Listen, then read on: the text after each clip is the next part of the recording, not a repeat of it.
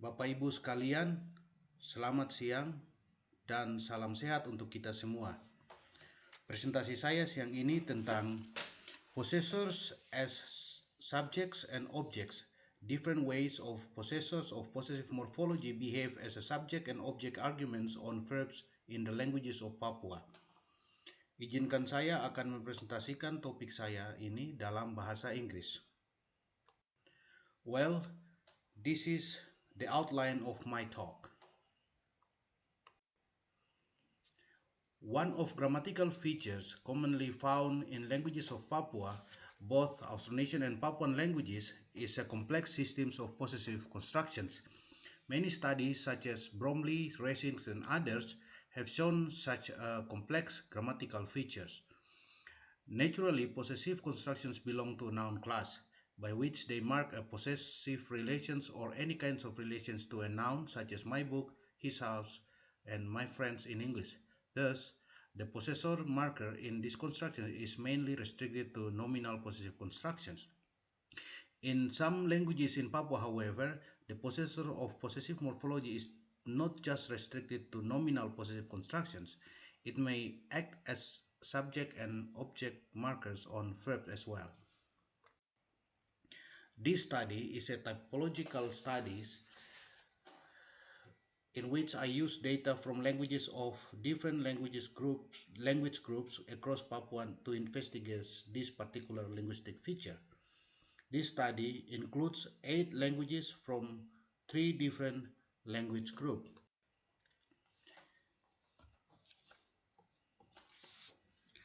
Semantically, possession of noun shows any kinds of relation between a possessor and possessed noun. Structurally, the relations of possessor and the possessed noun is marked by certain kinds of morphosyntactic features. The morphosyntactic features of possession of nouns ranges from simple to complex across languages of Papua. The following are some constructions in languages of Papua. Lower Grand Valley Dani, number 1 and number 2, shows a typical inalienable possessive constructions in languages of Papua, and number 3 in Woi is a typical constructions of alienable possessive constructions in languages of Papua. In some languages of Papua, the functional rules of the possessor are shown in this functional hierarchy: possessor, subject, object.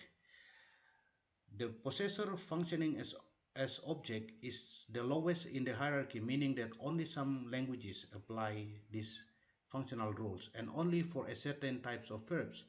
All languages in the survey apply the possessor as the subject markers in different verbal predicates. The following are languages that apply some functional rules of possessor marker in verbal predicates. Number 1 and number 2 use possessor for subject and object, and the rest use possessor just for subject. Verbs that are able to take the possessor as subject or object marker ranges from action verbs to more stative verbs such as state, emotion, cognitive, and sensory verbs. The possessor functioning as the object only occurs with active action verbs. Other types of verbs which is classified as stative verbs, state, emotion, cognitive, sensory, takes the possessor functioning as the subject only. Like 1 and 2 use possessor as an object on active action verbs, and the rest they use possessor as subject. Yaben and Hatam use possessor as a subject on emotion and sensory. Woi, Biak, Wandamen, and Matbat use possessor just only for subject in sensory verbs. There are 2 ways in interpreting semantic functional rules of the possessor. A. Active versus stative rules of the actor, whether the subject or object. And B. Inner psychological activities are seen as a part of body parts activities. Languages of Papua distinguish verbs into active versus stative categories.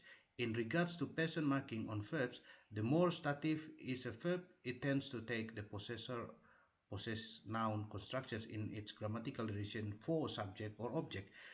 Note that stative notion refers to any kinds of verbs that indicate inner psychological or cognitive expressions of human activities. Inner psychological or cognitive expressions of human activities are categorized as inner human possession. So structurally, a verb representing such an expression must take possessive construction as that of possessive of human body parts. In conclusion, different ways of the possessor of possessive morphology behave as the subject and object arguments on different types of verbal predicates are predictably common across languages in Papua regardless of their linguistic affiliations. It is shown that linguistic features is found across language group whether they are Papuan or Austronesian languages. Thus, this may be a prototypical area features of languages of Papua, but further investigation needed to look at more data from more languages representing different language groups. Thank you.